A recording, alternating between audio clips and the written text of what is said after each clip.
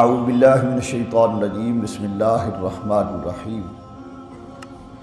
لا تجعلوا دعاء الرسول بینکم کدعاء بعضکم بعضا قد یعلم اللہ الذین یتسللون منکم لواذا فلیحذر الذین یخالفون عن امرہ ان تصیبہم فتنۃ او یصیبہم عذاب علیم آمنت باللہ صدق اللہ مولانا العظیم۔ سورہ نور کی آیت نمبر 63 کی تلاوت کی گئی، اور اس آیت مبارکہ میں اللہ رب العالمین نے اپنے حبیب کریم صلی اللہ علیہ وآلہ وسلم کی بارگاہ کے آداب سکھائے۔ اللہ نے ارشاد فرمایا لا تجعلوا دعاء الرسول بینکم کدعاء بعضکم بعضا، رسول کے پکارنے کو آپس میں ایسا نہ ٹھہرا لو جیسا کہ تم ایک دوسرے کو پکارتے ہو۔ اس آیت مبارکہ کا کہ اس حصے کا ایک مطلب تو یہ ہے کہ رسول پاک صلی اللہ علیہ وآلہ وسلم جب تمہیں پکاریں کسی کام کے لیے، تو کسی کام کی طرف تمہیں بلائیں تو ان کے بلانے کو عام بلانے جیسا نہ سمجھو کہ کسی دوست یار نے بلا لیا، چاہے مانے چاہے نہ مانے، ایسا نہیں۔ رسول پاک صلی اللہ علیہ وآلہ وسلم تمہیں جس چیز کی طرف بلائیں تو سمجھ لو اسی نے تمہاری کامیابی اور کامرانی ہے، اور اگر تم اس میں ان کی اطاعت و فرمانبرداری نہ کرو گے تو تمہارے لیے ناکامی ہی ناکامی ہے، تباہی اور بربادی ہی بربادی ہے۔ 9ویں سپارے میں اللہ رب العالمین نے ارشاد فرمایا کہ میرے رسول تمہیں اس لیے بلاتے ہیں کہ تمہیں زندگی عطا کر دیں۔ تو رسول پاک صلی اللہ علیہ وآلہ وسلم اگر کسی کو بلاتے ہیں اور وہ بلانے والا جسے بلایا جا رہا ہے وہ حضور کی بات پہ لبیک کہتا ہے، یعنی شریعت کے احکامات کو مانتا ہے، تو اسے دنیا آخرت کی عزتیں عطا کر دی جاتی ہیں۔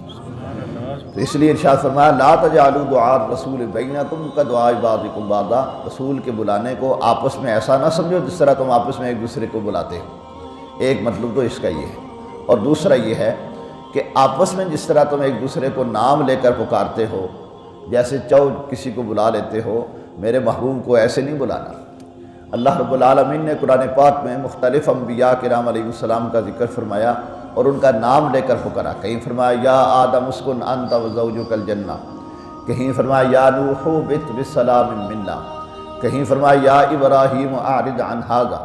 کہیں فرمایا یا موسیٰ یا عیسیٰ۔ لیکن جب اپنے محبوب کی باری آئی تو اللہ نے کہیں فرمایا یا ایھا المزمل،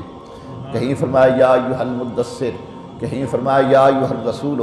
کہیں فرمایا یا ایھا النبی انا ارسلناک شاہدا ومبشرا ونذیرا، اور کہیں فرمایا یاسین اور طٰہٰ۔ کہیں اللہ نے اپنے محبوب کو یا محمد کہہ کر نہیں پکارا۔ تو نبی پاک صلی اللہ علیہ وآلہ وسلم کو نام لے کر نہ بلاؤ جس طرح تم آپس میں ایک دوسرے کو نام لے کر بلاتے ہو، میرے محبوب کو آداب کے ساتھ بلاؤ۔ تو اللہ نے اپنے محبوب پاک صلی اللہ علیہ وآلہ وسلم کی بارگاہ کے آداب بھی سکھائے۔ یہی وجہ ہے کہ رسول پاک صلی اللہ علیہ وآلہ وسلم کا نام نامی اسم گرامی یہ لے کر عام طور پر دکانوں کے اوپر مکانوں کے اوپر یا محمد لکھا ہوتا ہے، وہ نہ بولنا چاہیے نہ لکھنا چاہیے، بلکہ لکھنا چاہیے یا اللہ یا رسول اللہ، یا رب العالمین، یا رحمت للعالمین، یا خاتم النبیین۔ تو حضور کو القابات کے ساتھ پکارا جائے، حضور کے نام کے ساتھ نہ پکارا جائے۔ اور اگر پکارا بھی کہیں ہے تو پھر اس نام سے مراد صرف نام ہی نہیں ہے بلکہ یہ آپ کی صفت ہے۔ سرکار کا جو نام ہے صرف نام ہی نہیں، آپ کی صفت بھی ہے، اور اس نام کا معنی ہے الذی یحمد حمدا بعد حمد، جس کی تعریف کی حد کوئی نہ ہو وہ محمد ہے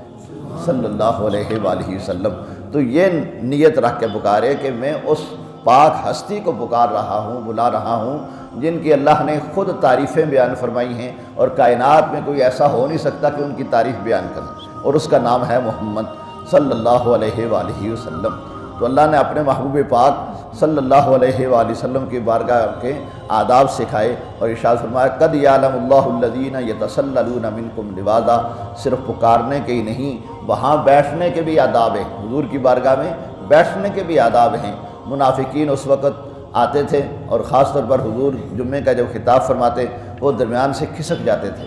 وہ درمیان سے پیچھے ہٹ کے نکل جانے کی کوشش کرتے تھے، یا جنگوں میں جاتے تھے تو وہاں بھی چھپ چھپا کے نکل جانے کی کوشش کرتے تھے۔ تو اللہ نے ارشاد فرمایا قد یعلم اللہ الذین یتسللون منکم لواذا، بے شک اللہ جانتا ہے جو تم میں سے چپکے سے نکل جاتے ہیں کسی کی آڑ لے کر، کسی درخت کے پیچھے سے نکل جاتے ہیں، کسی بندے کے پیچھے سے چپ کر کے اٹھ جاتے ہیں، اللہ جانتا ہے۔ فرمایا فَلْيَحْذَرِ الَّذِينَ يُخَالِفُونَ عَنْ أَمْرِهِ، تو ڈریں وہ جو رسول کے حکم کے خلاف کرتے ہیں، کس بات سے؟ ان تصیبہم فتنۃ او یصیبہم عذاب علیم، کہ انہیں کوئی فتنہ نہ پہنچے یا ان کے لیے دردناک عذاب نہ پہنچے۔ کہیں ایسا نہ ہو جائے کہ جو میرے رسول کی بارگاہ سے بغیر پوچھے اٹھ کے چلے جاتے ہیں، دنیا میں بھی ان کے اوپر مصیبت آ جائے اور آخرت میں بھی عذاب علیم کی صورت میں مصیبت آ جائے۔ انہیں چاہیے کہ وہ اپنے اس عمل بد سے باز آ جائیں۔